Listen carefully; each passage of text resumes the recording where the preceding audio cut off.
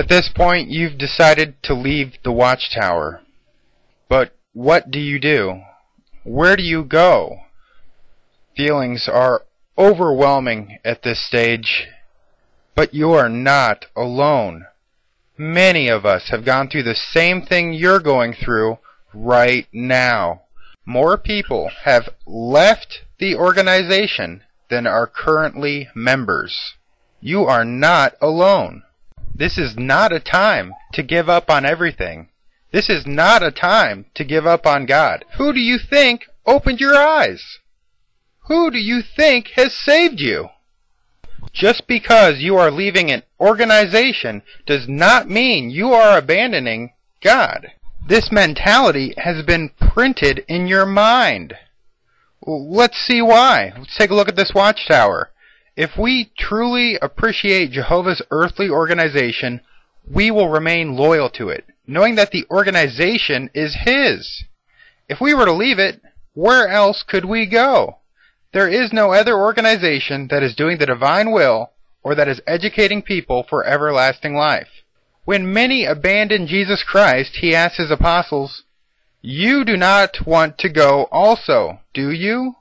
Peter replied, "Lord, whom shall we go away to? You have sayings of everlasting life."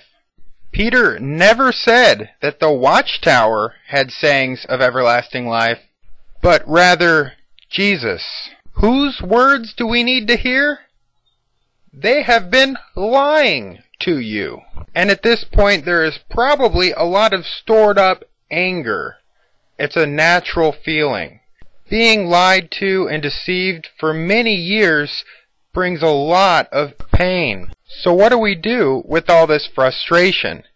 Well, I recommend give your testimony here on YouTube.